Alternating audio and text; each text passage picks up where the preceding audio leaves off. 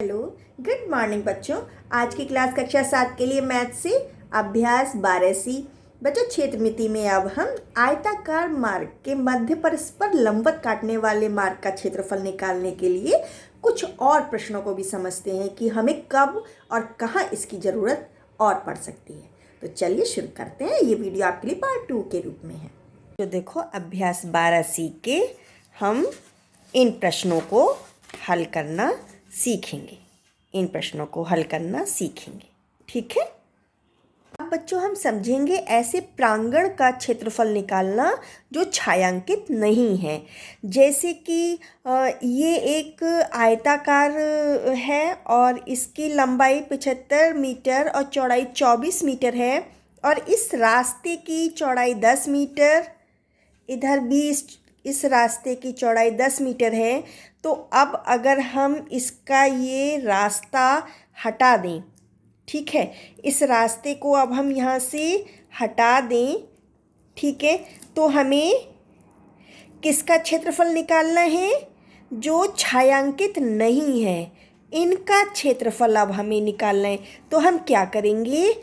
हम पूरे का क्षेत्रफल निकालेंगे, इसका निकालेंगे और टोटल का निकालेंगे। ठीक है, टोटल में से फिर हम ये रास्ते का क्षेत्रफल घटा देंगे, छायांकित भाग का क्षेत्रफल घटा देंगे, तब हमें इसका क्षेत्रफल मिल जाएगा जो छायांकित नहीं है। ठीक है बच्चों, तो चलिए काम करते हैं। ठीक है बच्चों, अब प्रश्न 4 यही है, उस भाग का क्षेत्रफल ज्ञात कीजिए जो छायांकित नहीं है। अब आयत ABCD, जो ये पूरा आयत था हमारा, पूरा है ना, ABCD, इसका हम क्षेत्रफल निकालेंगे तो 75 मीटर इसकी लंबाई है और चौड़ाई 24 मीटर है। ठीक है, तब इसकी गुणा की तो निकला हमारा 1800 मीटर स्क्वायर। ठीक है, अब हम निकालेंगे EFGH, इस वाले रास्ते का क्षेत्रफल निकालेंगे। तो इसकी लंबाई कितनी है? 75 मीटर, और चौड़ाई कितनी है इसकी? 10 मीटर है। ठीक है, तो इसका क्या बन जाएगा? आयत EFGH का क्षेत्रफल क्या बन जाएगा? 75 मीटर गुणा 10 मीटर बराबर 750 मीटर स्क्वायर। अब आयत PQRS का क्षेत्रफल, अब इसमें देखो PQRS का क्षेत्रफल, तो इसकी लंबाई अब क्या बन जाएगी? इसमें देखो, इसकी लंबाई क्या बन जाएगी? 24 मीटर, और चौड़ाई कितनी बन जाएगी? 10 मीटर। ठीक है, तो अब इसको निकालेंगे। आयत PQRS का क्षेत्रफल कितना हो जाएगा? 24 मीटर गुणा 10 मीटर, तो कितना हो जाएगा? 240 मीटर स्क्वायर। अब MNOT का क्षेत्रफल, जो इसमें बीच का जो अब ये वर्ग है MNOT, इसका क्षेत्रफल, इसके लिए भुजा 10 मीटर ये भी हो जाएगी और भुजा 10 मीटर ये भी हो जाएगी। ठीक है, तब क्या हो जाएगा? MNOT का क्षेत्रफल 10 मीटर बराबर 10 मीटर कितना हो गया? 100 मीटर स्क्वायर। अब छायांकित भाग का क्षेत्रफल कितना हो गया?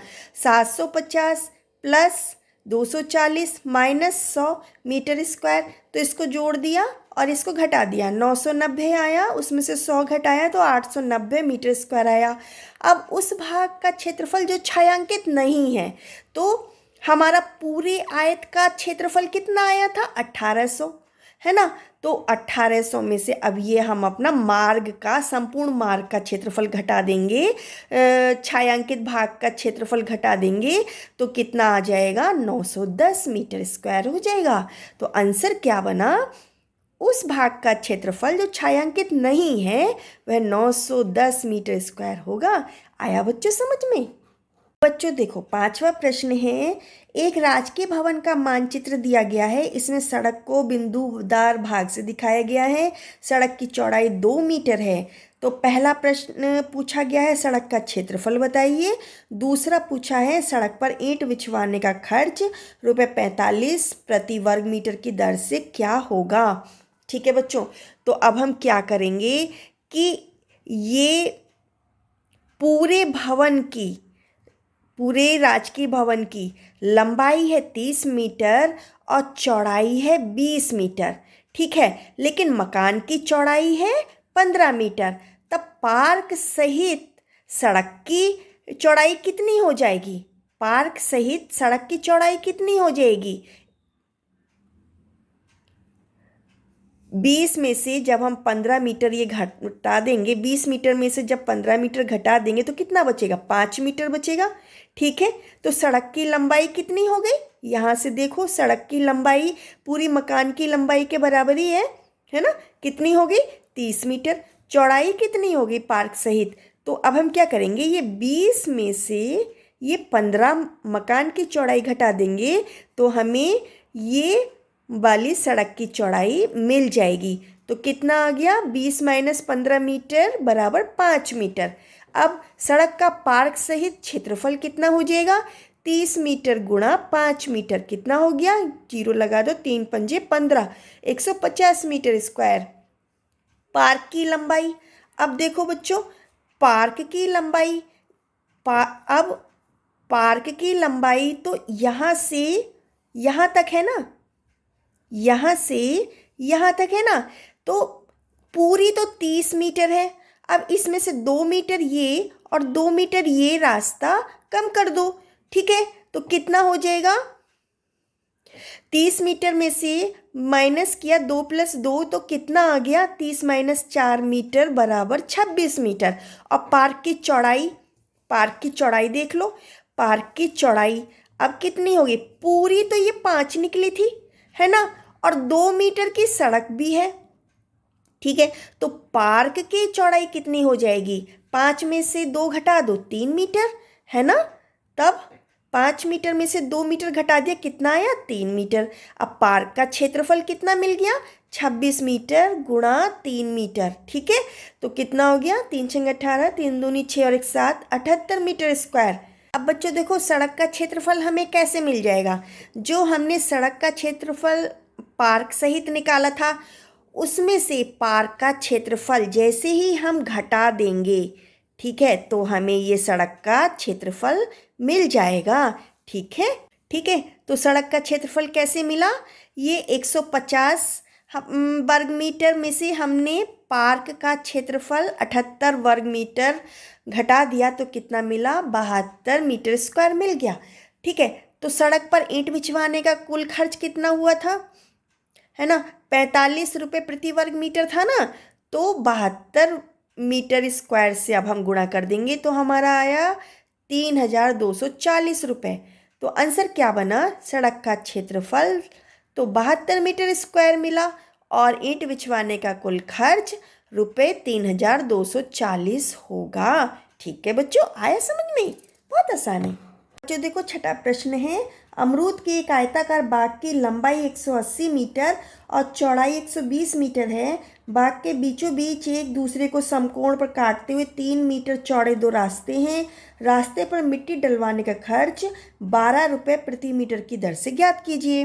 तो अब हम क्या करेंगे कि माना कि बच्चों मेरा ये अमरूद का एक आयताकार बाग है जिसकी लंबाई तो है 180 मीटर और चौड़ाई है 120 मीटर और 3 मीटर चौड़े रास्ते। ठीक है, ये 3 मीटर चौड़े रास्ते लंबवत एक दूसरे को समकोण पर काटते हैं। तो हमें इसी पर मिट्टी बिछवाने का खर्च पता करना है। यदि वो खर्च 12 रुपये प्रति मीटर की दर से डाला जाए तो वो हमें खर्च निकालना है। ठीक है, हम क्या करेंगे?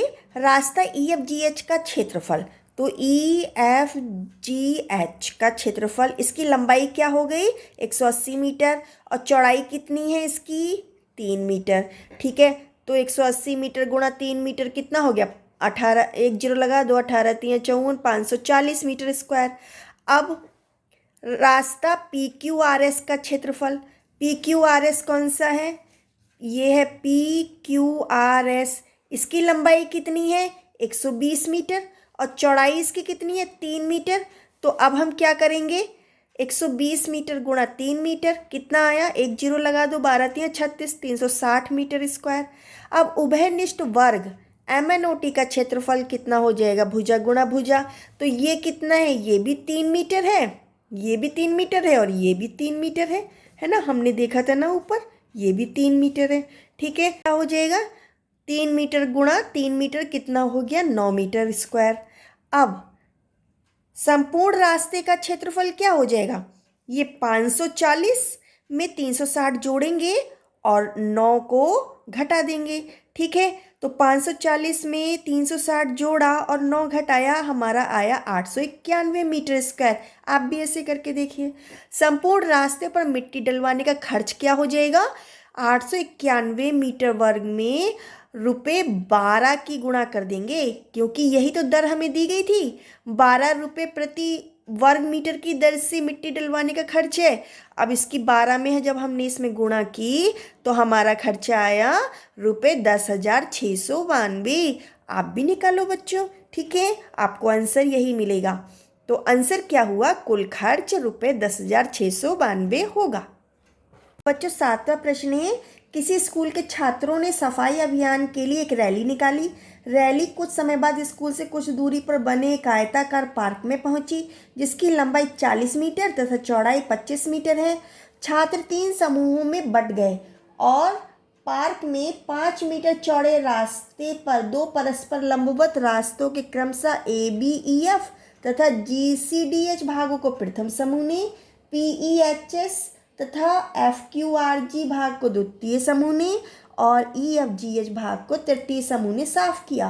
प्रत्येक समूह द्वारा साफ किए गए क्षेत्रफल को ज्ञात कीजिए। तो बच्चों हम क्या करेंगे, पहले इसका क्षेत्रफल निकाल लेंगे पूरा ABCD का, फिर हम पूरा इस रास्ते का क्षेत्रफल निकाल लेंगे PQRS का, फिर हम उभयनिष्ठ EFGH का वर्ग का क्षेत्रफल निकाल लेंगे और दोनों रास्तों में से अब हम इसको घटा देंगे, दोनों रास्तों में से घटा देंगे। तो अब हमें इसका और इसका, इसका और इसका पता चल जाएगा कि ये प्रथम समूह ने कितना साफ किया और द्वितीय समूह ने कितना साफ किया और तृतीय समूह ने कितना साफ किया। ठीक है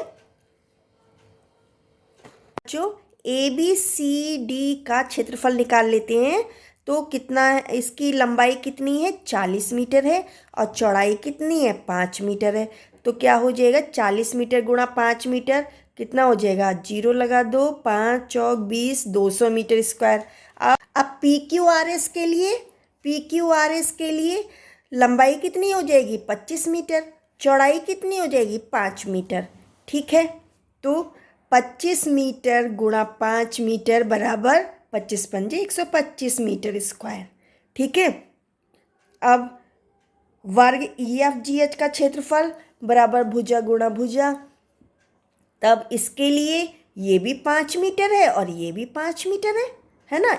इधर से देखो ये भी 5 मीटर है और इधर से देखो तो ये भी 5 मीटर है। तो कितना हो गया, 5 मीटर गुणा 5 मीटर बराबर 25 मीटर स्क्वायर।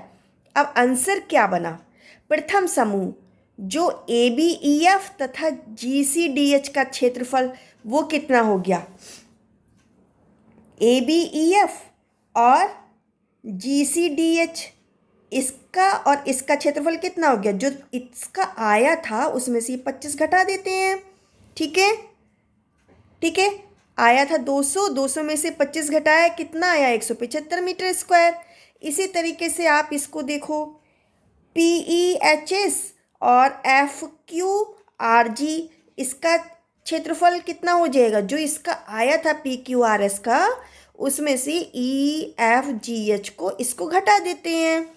ठीक है, कितना आया था, 125 मीटर स्क्वायर आया था, इसमें से 25 घटाएंगे तो कितना आ जाएगा, 100 मीटर स्क्वायर आ जाएगा। तो तृतीय समूह EFGH का क्षेत्रफल कितना है, देखो 25 मीटर स्क्वायर है, तो उन्होंने 25 मीटर वर्ग उसका क्षेत्रफल साफ किया। ठीक है बच्चों, यहाँ पर आपकी अभ्यास कंप्लीट होती है। All the best. कोई क्वेश्चन है तो कमेंट बॉक्स में लिखिए, मैं आंसर करूँगी।